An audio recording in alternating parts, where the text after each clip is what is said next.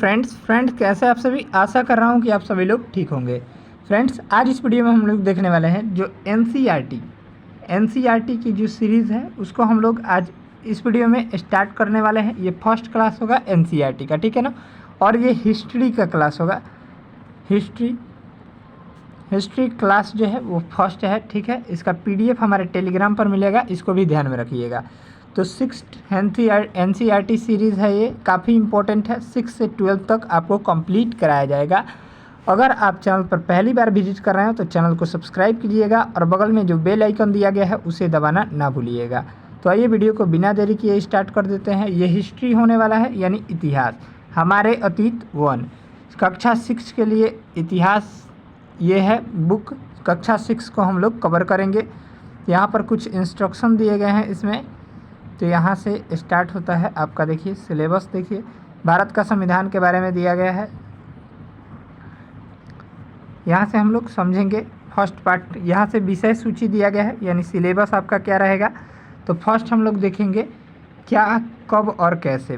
First chapter यही है। Second है आरंभिक मानव में खोज। ऐसे करके हम लोग सभी चैप्टर्स को कवर करेंगे, ठीक है। वीडियो जो है काफ़ी इंपॉर्टेंट होने वाला है। अपने दोस्तों के पास जो है वो ज़रूर से ज़रूर शेयर कीजिएगा वीडियो को।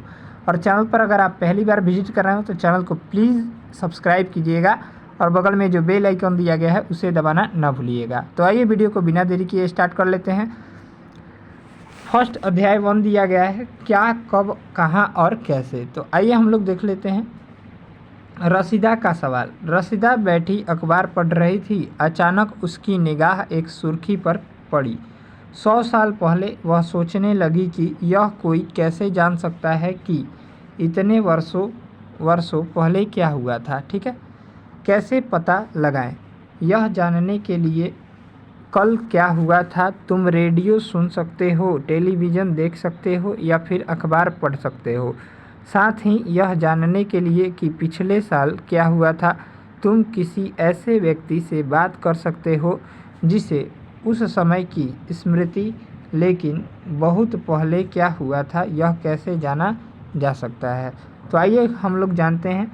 तो अतीत के बारे में हम क्या जान सकते हैं। तो अतीत के बारे में बहुत कुछ जान सकते हैं, जैसे लोग क्या खाते थे, कैसे कपड़े पहनते थे, किस तरह के घरों में रहते थे। हम आखेटकों, शिकारियों, पशुपालकों,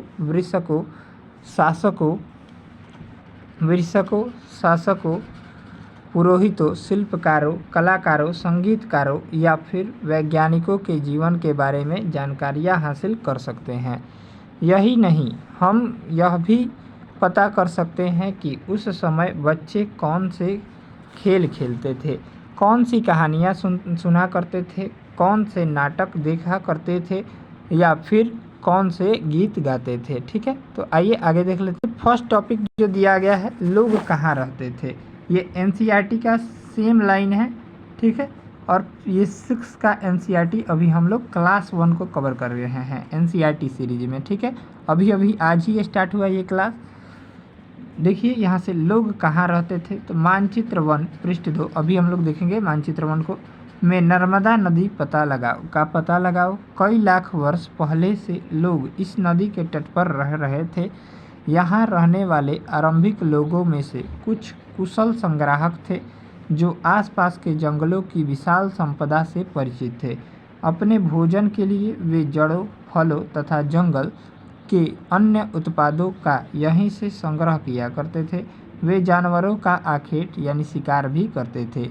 नेक्स्ट देखिए, यहाँ से नेक्स्ट दिया गया है। अब तुम उत्तर पश्चिम की सुलेमान और किरथर पहाड़ियों का पता लगाओ। इस क्षेत्र में कुछ ऐसे स्थान हैं जहाँ लगभग 8000 वर्ष पूर्व स्त्री पुरुषों ने सबसे पहले गेहूँ तथा जौ जैसी फसलों को उपजाना प्रारंभ किया था। यानी कृषि का साक्ष्य किन 2 पहाड़ियों के बीच मिला था, ऐसा क्वेश्चन आएगा।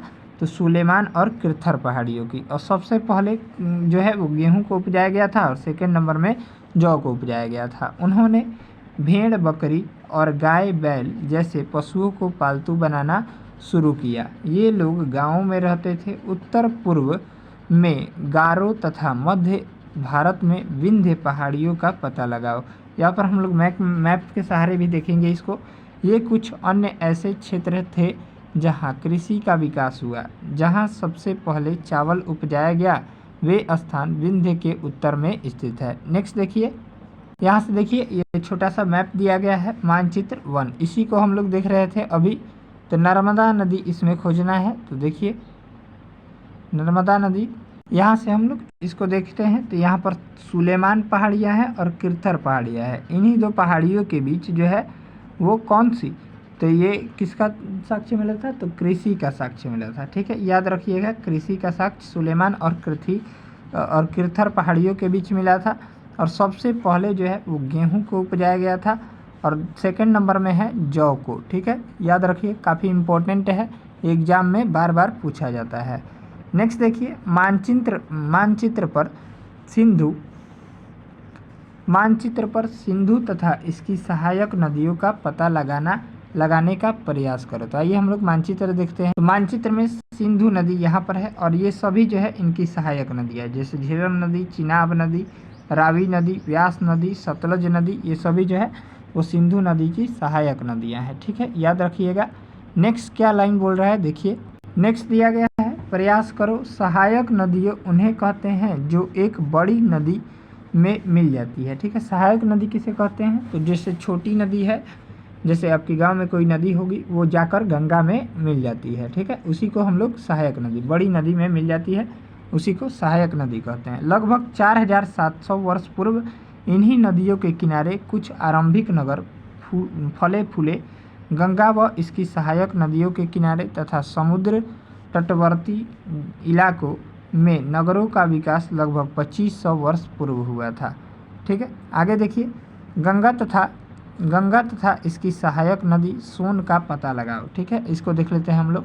तो गंगा नदी यहाँ पर मानचित्र में दिया गया है। ठीक है, और सोन नदी यहाँ से दिया गया है। गंगा नदी, ये गंगा नदी जा रही है और इन सोन नदी यहाँ पर है। ठीक है, आप लोग देख लीजिएगा। नेक्स्ट देखिए, और नेक्स्ट दिया गया है यहाँ से, पता लगाओ गंगा के दक्षिण में इन नदियों के आसपास का क्षेत्र प्राचीन काल में मगध के नाम से जाना जाता था। ठीक है, जाना जाता था। इसके शासक बहुत शक्तिशाली थे और उन्होंने एक विशाल राज्य स्थापित किया था। देश के अन्य हिस्सों में भी ऐसे राज्यों की स्थापना की गई थी। ध्यान दीजिएगा, इसका PDF हमारे टेलीग्राम पर मिलेगा और टेलीग्राम चैनल का लिंक इसी वीडियो के डिस्क्रिप्शन बॉक्स में दे दिया गया है, जुड़ जाइए। नेक्स्ट देखिए, लोगों ने सदैव उपमहाद्वीप के एक हिस्से से दूसरे हिस्से तक यात्रा की। कभी कभी हिमालय जैसे ऊंचे पर्वतों, पहाड़ियों, रेगिस्तानों तथा नदियों, समुद्रों के कारण यात्रा जोखिम भरी होती थी। फिर भी ये यात्रा उनके लिए असंभव नहीं थी। अतः कभी लोग काम की तलाश में तो कभी प्राकृतिक आपदाओं के कारण एक स्थान से दूसरे स्थान पर जाया करते थे। कभी कभी सेनाएं दूसरे क्षेत्रों पर विजय हासिल करने के लिए जाती थी। इसके अतिरिक्त व्यापारी काफिले में भी कभी जहाज़ों में अपने साथ मूल्यवान वस्तुएं लेकर एक स्थान से दूसरे स्थान जाते रहते थे। नेक्स्ट देखिए, यहाँ से दिया गया है, धार्मिक गुरु लोगों को शिक्षा और सलाह देते हुए एक गांव से दूसरे गांव तथा एक कस्बे से दूसरे कस्बे जाया करते थे। कुछ लोग नए और रोचक स्थानों को खोजने की चाह में उत्सुकवास थे भी यात्रा करते थे। इन सभी यात्राओं से लोगों को एक दूसरे के विचारों को जानने का अवसर मिला। ठीक है, आज लोग यात्राएं क्यों करते हैं, यहाँ से देखिए नेक्स्ट पॉइंट। एक बार फिर से मानचित्र 1 देखो। पहाड़ियों, पर्वतों और समुद्र इस उपमहाद्वीप की प्राकृतिक सीमा का निर्माण करते हैं। हालांकि लोगों के लिए इन सीमाओं को पार करना आसान नहीं था। जिन्होंने ऐसा चाहा वे ऐसा कर सके। वे पर्वतों की ऊंचाई को छू सके तथा गहरे समुद्रों को पार कर सके। उपमहाद्वीपों के बाहर भी कुछ लोग यहाँ आए और यहीं बस गए। लोगों के इस आवागमन ने हमारी संस्कृति परंपराओं को समृद्ध किया। कई सौ वर्षों से लोग पत्थर को तराशने, संगीत रचने, यहाँ तक कि भोजन बनाने के नए तरीके के बारे में एक दूसरे के विचारों को अपनाते रहे हैं।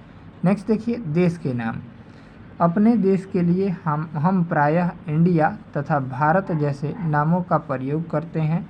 इंडिया शब्द इंडस से निकला है जिसे संस्कृत में सिंधु कहा जाता है। ठीक है, याद रखिएगा, लाइन काफ़ी इम्पोर्टेंट है। अपने एटलस में ईरान और यूनान का पता लगाओ। लगभग 2500 वर्ष पूर्व उत्तर पश्चिम की ओर से आने वाली ईरानियों और यूनानियों ने भी सिंधु को हिंदोस अथवा इंदोस और इसी नदी के पूर्व में स्थित भूमि प्रदेश को इंडिया कहा। भारत नाम का प्रयोग उत्तर पश्चिम में रहने वाले लोगों के एक समूह के लिए किया जाता था। ठीक है, नेक्स्ट देखिए, इस समूह का उल्लेख संस्कृत की आरंभिक लगभग 3500 वर्ष पुरानी कृति ऋग्वेद में भी मिलती है। बाद में इसका प्रयोग देश के लिए होने लगा। ठीक है, आशा कर रहा हूँ कि आप सभी लोगों को वीडियो जो है समझ में आया होगा और आ रहा होगा। नेक्स्ट देखिए, अतीत के बारे में कैसे जानें, यानी पिछले वर्षों में क्या क्या हुआ है, पिछले कई वर्षों में, उसके बारे में हम लोग कैसे जानें। तो आइए हम लोग देखते हैं। अतीत की जानकारी हम कई तरह से प्राप्त कर सकते हैं। इनमें से एक तरीका अतीत में लिखी गई पुस्तकों को ढूंढना और पढ़ना। ये पुस्तकें हाथ से लिखी होने के कारण पांडुलिपि कही जाती है। हाथ से लिखी हुई पुस्तक को क्या कहते हैं, तो पांडुलिपि कहते हैं। अंग्रेजी में पांडुलिपि के लिए प्रयुक्त होने वाला मैन्यूस्क्रिप्ट शब्द लैटिन मेनू, जिसका अर्थ है हाथ से लिखना है। ये पांडुलिपियाँ प्रायः ताड़पत्रों अथवा हिमालय क्षेत्रों में उगने भूर्ज भुर्ज नामक पेड़ की छाल से विशेष तरीके से तैयार भोजपत्र पर लिखी जाती थी। नेक्स्ट देखिए, यहाँ पर देखिए ऐसे लिखा जाता था। ठीक है, काफ़ी इम्पोर्टेंट है ये लाइन। ठीक है, और ये किसके पेड़ से, तो भुर्ज नामक पेड़ की छाल से विशेष तरीके से तैयार करके लिखा जाता था। इसी पर लिखा जाता था पांडुलिपि, हाथ से। नेक्स्ट देखिए अगला पॉइंट। नेक्स्ट पॉइंट यहाँ से दिया गया है, इतने वर्षों में इनमें से कई पांडुलिपियों को कीड़ों ने खा लिया तथा कुछ नष्ट कर दी गई। फिर भी ऐसे ही कई पांडुलिपियाँ आज भी उपलब्ध है। प्रायः ये पांडुलिपियाँ मंदिरों और विहारों में प्राप्त होती है। इन पुस्तकों में धार्मिक मान्यताओं व व्यवहारों, राजाओं के जीवन, औषधियों तथा विज्ञान आदि सभी प्रकार के विषयों पर की चर्चा मिलती है। इनके अतिरिक्त हमारे यहाँ महाकाव्य, कविताएं तथा नाटक भी हैं। इनमें से कई संस्कृत में लिखे हुए मिलते हैं, जबकि अन्य प्राकृत और तमिल में। प्राकृत भाषा का प्रयोग आम लोग करते थे। नेक्स्ट देखिए, नेक्स्ट पॉइंट दिया गया है, हम अभिलेखों का भी अध्ययन कर सकते हैं। ऐसा लेख पत्थर अथवा धातु जैसी अपेक्षाकृत कठोर सतहों पर उत्कीर्ण किए गए मिलते हैं। कभी कभी शासक अथवा अन्य लोग अपने आदेशों को इस तरह उत्कीर्ण करवाते थे ताकि लोग इन्हें देख सके, पढ़ सके तथा उनका पालन कर सके। कुछ अन्य प्रकार के अभिलेख भी मिलते हैं जिनमें राजाओं तथा रानियों सहित अन्य स्त्री पुरुषों ने भी अपने कार्यों का विवरण उत्कीर्ण करवाए हैं। उदाहरण के लिए प्रायः शासक लड़ाइयों में अर्जित विजयों का लेखा जोखा रखा करते थे। जैसे ये सब हो गया ऐसे। ठीक है, क्या तुम बता सकती हो कि कठोर सतह पर लेख लिखवाने के क्या लाभ हैं? ऐसा करवाने में क्या क्या कठिनाइयाँ आती है? तो आइए हम लोग इसको देख लेते हैं।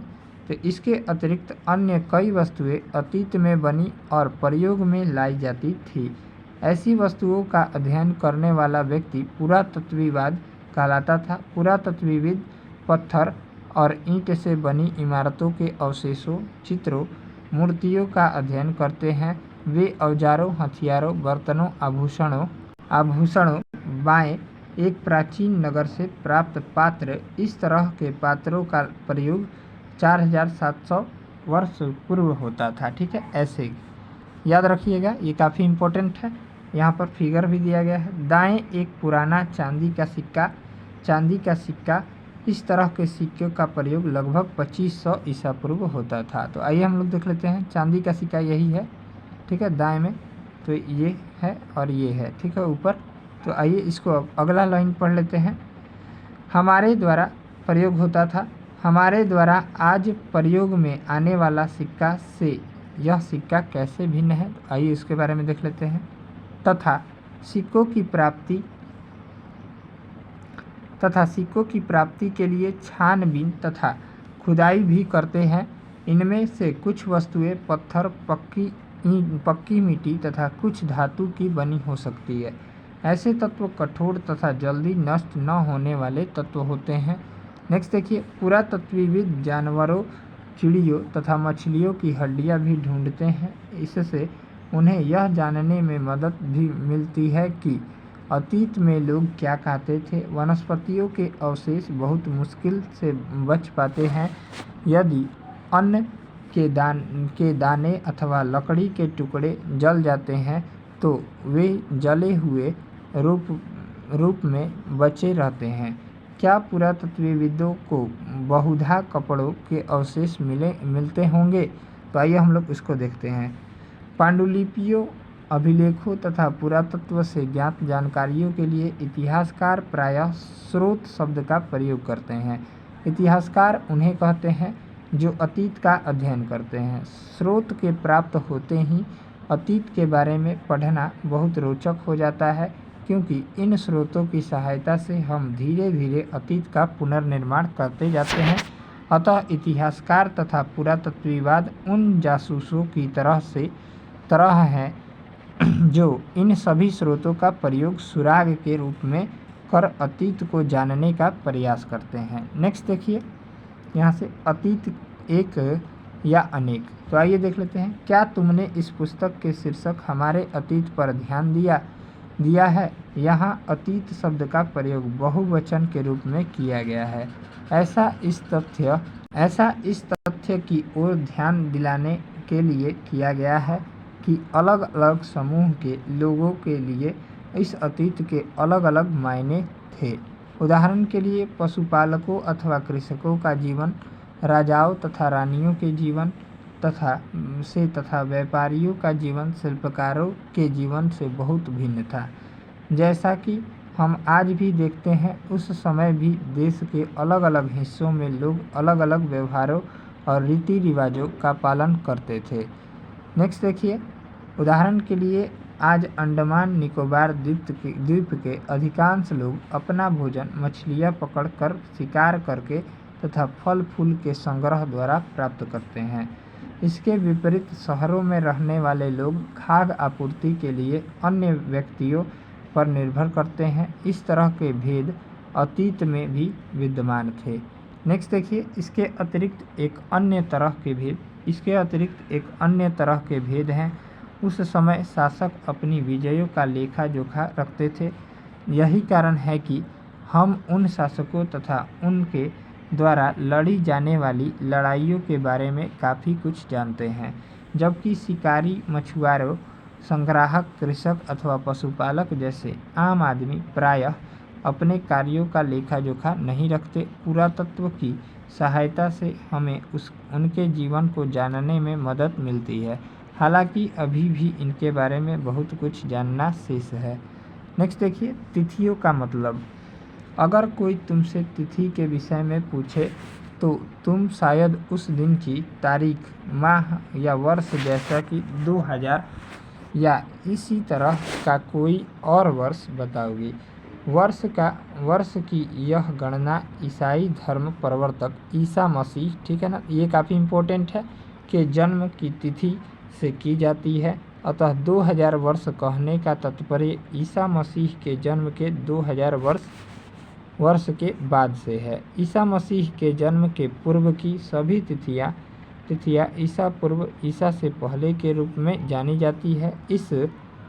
इस पुस्तक में हम 2000 को अपना आरंभिक बिंदु मानते हुए वर्तमान से पूर्व की तिथियों का उल्लेख करेंगे। नेक्स्ट देखिए, नेक्स्ट पॉइंट देखिए, इतिहास और तिथियां। अब हम लोग उनके बारे में डिस्कस कर लेते हैं। तो अंग्रेजी में BC, हिंदी में ईसा पूर्व का तात्पर्य बिफोर क्राइस्ट, ईसा पूर्व होता है, ठीक है ना, यानी बिफोर क्राइस्ट, यानी उसको ईसा पूर्व भी बोलते हैं हिंदी में। ठीक है। बीसी का अर्थ, बीसी जिसको हम लोग 600 बीसी जैसे बोलते हैं ना, तो इसको बिफोर क्राइस्ट बोलते हैं, ईसा पूर्व बोलते हैं। याद रखिएगा, काफ़ी इंपॉर्टेंट है सिविल सर्विसेज एग्जाम के लिए, बहुत बार प्रश्न पूछे जाते हैं।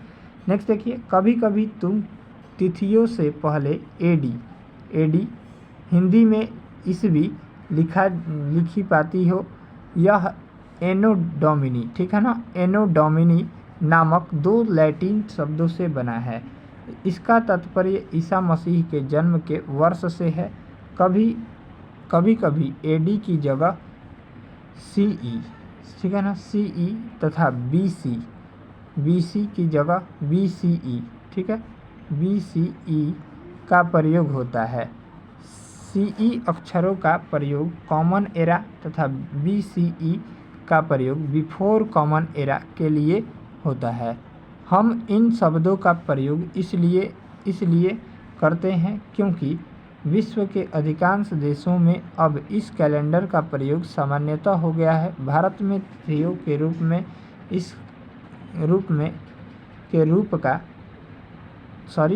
के इस रूप का प्रयोग लगभग 200 वर्ष पूर्व आरंभ हुआ था, ठीक है। नेक्स्ट देखिए, कभी कभी अंग्रेजी के बीपी अक्षरों का प्रयोग होता है जिसका तात्पर्य बिफोर प्रोजेक्ट, ठीक है, वर्तमान से पहले जिसको बोलते हैं वो है। पृष्ठ 3 पर 2 तिथियां हैं, उनका पता लगाओ। इनके लिए तुम अपने किस अक्षर समूह का प्रयोग करेगी। नेक्स्ट देखिए, अगला हम लोग पॉइंट देख लेते हैं, अन्यत्र। जैसा कि हमने पहले पढ़ा, अभिलेख कठोर सतहों पर उत्कीर्ण करवाए जाते हैं। इनमें से कई अभिलेख कई 100 वर्ष पूर्व लिखे गए थे। सभी अभिलेखों में लिपियों और भाषाओं का प्रयोग हुआ। समय के साथ अभिलेखों में प्रयुक्त भाषाओं तथा लिपियों में बहुत बदलाव आ चुका है। विद्वान यह कैसे जान पाते हैं कि क्या लिखा था? इसका पता अज्ञात लिपि का अर्थ निकालने की प्रक्रिया द्वारा लगाया जा सकता है। नेक्स्ट देखिए, इस प्रकार से अज्ञात अभिलेख को जानने की एक प्रसिद्ध कहानी उत्तरी अफ्रीका देश मिस्र से मिलती है। लगभग 5000 ईसा वर्ष पूर्व, ठीक है ना, यहाँ राजा रानी रहते थे। देखिए ये सब अभिलेख लिखे गए हैं, इसको ध्यान में रखिएगा। नेक्स्ट देखिए, मिस्र के यहाँ से दिया गया है, मिस्र के उत्तरी तट रोसेटा नामक एक कस्बा है। यहाँ से ऐसा उत्कीर्ण पत्थर मिला है जिस पर एक ही लेख 3 भिन्न भाषाओं में तथा लिपियों यूनानी तथा मिस्र लिपि के 2 प्रकारों में है। कुछ विद्वान यूनानी भाषा पढ़ सकते हैं। उन्होंने बताया कि यहाँ राजाओं तथा रानियों के नाम एक छोटे से फ्रेम में दिखाए गए हैं। इसे कारतूस कहा जाता है। इसके बाद विद्वानों ने यूनानी तथा मिस्री संकेतों को अगल बगल रखते हुए मिस्री अक्षरों की समानार्थक ध्वनियों की पहचान की। जैसा कि तुम देख सकते हो, यहाँ एल अक्षर के लिए शेर तथा ए अक्षर के लिए चिड़िया के चित्र बनाए गए हैं। एक बार जब उन्होंने यह जान लिया कि विभिन्न अक्षरों किनके लिए प्रयुक्त हुए हैं, तो वे आसानी से अन्य अभिलेख भी पढ़ सके, ठीक है ना। यहाँ पर देखिए, एल के लिए देखिए शेर बनाया गया है और देखिए ए के लिए चिड़िया बनाई गई है, ठीक है, याद रखिएगा, काफ़ी इम्पोर्टेंट है। नेक्स्ट देखिए, यहाँ से नेक्स्ट पॉइंट देखिए, कल्पना करना है। अब तुम्हें एक पुरातत्वविद का साक्षात्कार लेना है। तुम उन 5 प्रश्नों की सूची तैयार करो जिन्हें तुम पुरातत्वविद से पूछना चाहोगी। उपयोगी शब्द में क्या क्या दिया गया है? तो यात्रा, पांडुलिपि, अभिलेख, पुरातत्व, इतिहासकार, स्रोत, अज्ञात लिपि का और अर्थ निकालना, ठीक है। ये सब 5 शब्द बनाई है। ये आओ याद करें। यानी अब जो है वो पाठ जो है वो पूरा समाप्त हो चुका है। यहाँ से हम लोग सब्जेक्टिव क्वेश्चन और ये पाठ 2 हो जाएगा, अध्याय 2 आरंभिक मानव में की खोज में, ठीक है। तो यहाँ से हम लोग देख रहे हैं कुछ इसके बारे में, कुछ महत्वपूर्ण तिथियाँ, कृषि का आरंभ, ठीक है, ये इम्पोर्टेंट है। कृषि का आरंभ, कुछ महत्वपूर्ण तिथियाँ। कृषि का आरंभ कब हुआ था? तो 8000 वर्ष पूर्व में हुआ था। ठीक है। सिंधु सभ्यता के प्रथम नगर 4700 वर्ष पूर्व में मिले थे। काफ़ी इंपॉर्टेंट पॉइंट है, इसको ध्यान में रखिएगा। गंगा घाटी के नगर मगध का सबसे बड़ा राज्य 2500 वर्ष पूर्व में मिला था। ठीक है। नेक्स्ट देखिए, वर्तमान लगभग 2000 वर्ष पूर्व है। ठीक, यहाँ से देखिए, अब इसको देख लीजिए, यहाँ पर देख लेते हैं। तो यहाँ पर इसको मिलान करना है, निम्नलिखित को सुमेल करो। ठीक है। नर्मदा घाटी मगध है, फिर गोरा पहाड़िया, फिर सिंधु तथा उसकी सहायक नदियाँ हैं, फिर गंगा घाटी। इधर दिया गया पहला बड़ा राज्य आखेट तथा खाद्य संग्रहण, लगभग 2500 वर्ष पूर्व के नगर। ठीक है। आरंभिक कृषि और प्रथम नगर। ठीक, तो यहाँ से देख लीजिए, यहाँ से हम लोग इस मिलान को कर लेते हैं। तो नर्मदा घाटी, इसका मिलान जो हो जाएगा वो किस में हो जाएगा? तो ये हो जाएगा आखेट तथा खाद्य संग्रहक। ठीक है। संग्रहण यानी उस समय के लोग शिकार बहुत ज़्यादा करते थे। गोरा पहाड़िया, तो लगभग ये जो है गंगा घाटी जो हो जाएगा लगभग 2500 वर्ष पूर्व के नगर हो जाएंगे। और देखिए मगध जो हो जाएगा पहला बड़ा राज्य हो जाएगा। गोरा पहाड़िया, यहाँ से देख लेते हैं अगला पॉइंट, यहाँ से हो जाएगा। यहाँ से देखिए नर्मदा घाटी क्या हो जाएगा? यहाँ से आखेट तथा खाद्य संग्राहक। मगध हो जाएगा पहला सबसे बड़ा राज्य, और गंगा घाटी जो हो जाएगा लगभग 2500 वर्ष पूर्व के नगर। और देखिए यहाँ से हो जाएगा गोरा पहाड़िया, सिंधु तथा इसकी सहायक नदियाँ, आरंभिक कृषि। और ये गोरा पहाड़िया जो हो जाएगा प्रथम नगर के रूप में हो जाएगा। ठीक है। आशा कर रहा हूँ कि आप सभी लोगों को समझ में आया होगा। यहाँ से हम लोग नेक्स्ट क्वेश्चन जो है, पांडुलिपियों तथा अभिलेखों में एक प्रमुख अंतर बताएं। ठीक है। तो ये आप सभी को होमवर्क के तौर पर दिया गया है, इसको कंप्लीट कर ले जो भी सिविल सर्विसेज एग्ज़ाम के लिए तैयारी कर रहे हैं। ठीक, तो यहाँ से हम लोग फर्स्ट चैप्टर को जो है वो ख़त्म कर चुके हैं, और नेक्स्ट चैप्टर जो होगा यानी सेकंड नंबर अध्याय वो हम लोग कल के सेशन में डिस्कस करेंगे। चैनल पर अगर आप पहली बार विजिट कर रहे हो तो चैनल को सब्सक्राइब कर लीजिएगा, और बगल में जो बेल आइकन दिया गया है उसे दबाना ना भूलिएगा। इसका PDF हमारे टेलीग्राम पर मिलेगा। टेलीग्राम चैनल का लिंक इसी वीडियो के डिस्क्रिप्शन बॉक्स में दे दिया गया है, वहाँ से ज़रूर जुड़ जाइए। सेकंड नंबर अध्याय जो होगा आरंभिक मानव की खोज में हो जाएगा यहाँ से। ठीक है। काफ़ी इंपॉर्टेंट है ये भी चैप्टर, सिविल सर्विसेज एग्ज़ाम में अच्छे क्वेश्चन इस चैप्टर से बनते हैं। मिलते हैं नेक्स्ट वीडियो में, तब तक के लिए जय हिंद, जय भारत।